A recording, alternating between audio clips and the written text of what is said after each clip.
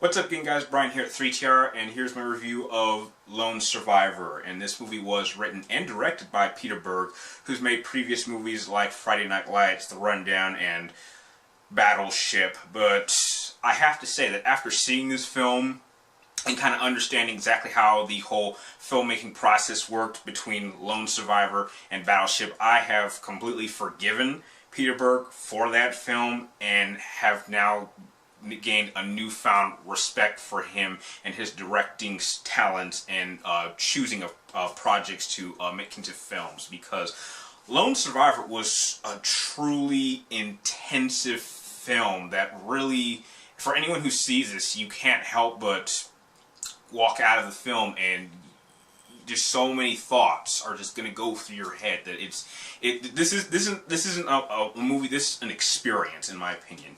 And the main story pretty much focuses on this SEAL Team 10 during an operation that took place, I believe, in 2005, and it's based off of a book from one of the survivors. And basically, what happens is that the SEAL Team 10, this four-man squad, goes into a place in Afghanistan, and they have to take out this terrorist leader. However, as you can already tell if you've seen the trailers, something accidental happens and it forces them to have to make a very difficult decision, and they choose to do the more positive, more conscious decision, and that ends up costing them, in which now they are being hunted down by hundreds of Taliban soldiers, in which only one of them manages to survive and to tell the story. Now, I first want to get off the bad, because there's far more good that I have to say about this film than bad. And the only two things I can say that really kind of influenced my experience about seeing this film is the title and the trailer. The title itself really is kind of revealing, and it kind of takes all the suspense out of this film, because, you know, a movie obviously being titled Lone Survivor, you know that only one person is going to make it, and with the trailer, it pretty much tells you exactly how the entire movie plays out. Plays out pretty simply. So in terms of overall story, it's not quite as deep. And going into the positives, in which there's plenty of, I have to say the directing style of Peter Berg really shows in this film, and it is gritty, it is gruesome, it is intense for a good majority of the film, and it really does show you the horrors that our armed forces really have to go through when they take on these very difficult and complex operations. And I have to say that the acting across the board between the four main leads of this film was truly unique, where from Mark Wahlberg to Ben Foster to Taylor Kitsch to Annette Hirsch, all of them do a really great job.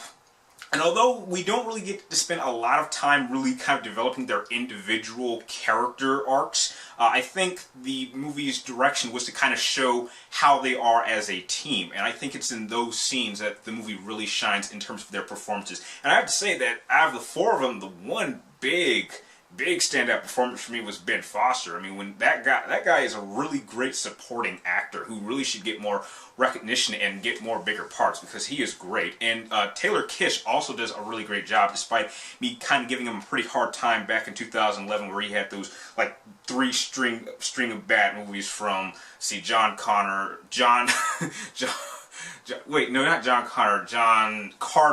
to Savage to Battleship. I really gave him a pretty bad rap, but he's a really great supporting actor. And one element of this film that I usually don't talk about in films is the makeup. I mean, the makeup in this film was just phenomenal. To really see all the scars and cuts and injuries these guys suffer as they're going out this incredibly intense extended gun battle. It really does keep you at the edge of your seat, but as I said earlier, because you know how it's going to end, it does sort of take you out of the movie for a time.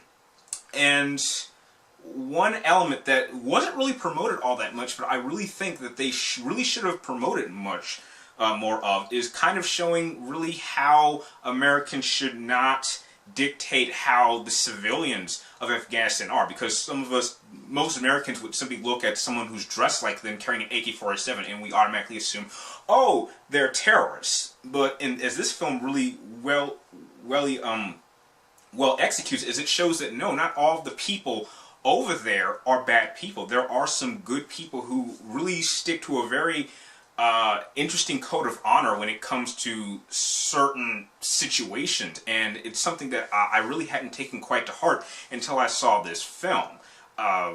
It really is one of, if unquestioned, one of the must-see movies of 2014 for me.